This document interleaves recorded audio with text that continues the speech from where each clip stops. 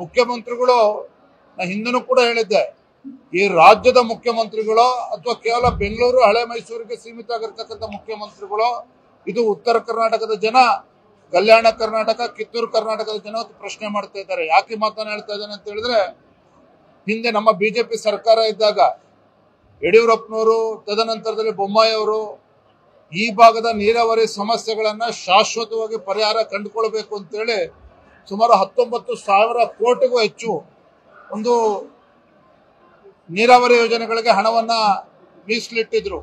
ಅವ್ಯಾವು ಕೂಡ ಟೆಂಡರ್ ಪ್ರಕ್ರಿಯೆಗೆ ಹೋಗ್ಲೇ ಇಲ್ಲ ಮುಂದಕ್ಕೆ. ಸಿದ್ದರಾಮಯ್ಯ ಬಂದ್ಮೇಲೆ ಅದಕ್ಕೂ ಕೂಡ ಕಲ್ಲಾಗ್ತಕ್ಕಂಥ ಕೆಲಸ ಮಾಡಿದ್ದಾರೆ.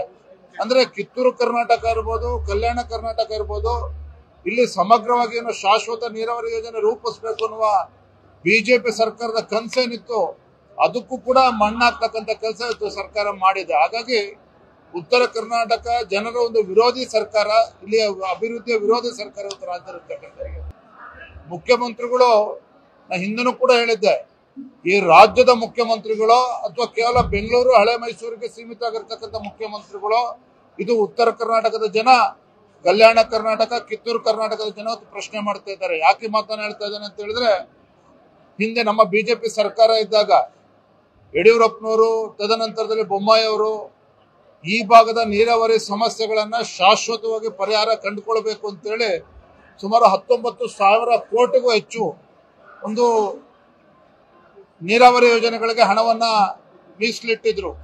ಅವ್ಯಾವು ಕೂಡ ಟೆಂಡರ್ ಪ್ರಕ್ರಿಯೆಗೆ ಹೋಗ್ಲೇ ಇಲ್ಲ ಮುಂದಕ್ಕೆ. ಸಿದ್ದರಾಮಯ್ಯ ಬಂದ್ಮೇಲೆ ಅದಕ್ಕೂ ಕೂಡ ಕಲ್ಲಾಗ್ತಕ್ಕಂಥ ಕೆಲಸ ಮಾಡಿದ್ದಾರೆ. ಅಂದ್ರೆ ಕಿತ್ತೂರು ಕರ್ನಾಟಕ ಇರ್ಬೋದು, ಕಲ್ಯಾಣ ಕರ್ನಾಟಕ ಇರ್ಬೋದು, ಇಲ್ಲಿ ಸಮಗ್ರವಾಗಿ ಏನು ಶಾಶ್ವತ ನೀರಾವರಿ ಯೋಜನೆ ರೂಪಿಸಬೇಕು ಅನ್ನುವ ಬಿಜೆಪಿ ಸರ್ಕಾರದ ಕನಸೇನಿತ್ತು, ಅದಕ್ಕೂ ಕೂಡ ಮಣ್ಣಾಗ್ತಕ್ಕಂಥ ಕೆಲಸ ಇವತ್ತು ಸರ್ಕಾರ ಮಾಡಿದೆ. ಹಾಗಾಗಿ ಉತ್ತರ ಕರ್ನಾಟಕ ಜನರ ಒಂದು ವಿರೋಧಿ ಸರ್ಕಾರ, ಇಲ್ಲಿ ಅಭಿವೃದ್ಧಿಯ ವಿರೋಧಿ ಸರ್ಕಾರ ಇವತ್ತು ರಾಜ್ಯದಲ್ಲಿರ್ತಕ್ಕಂಥ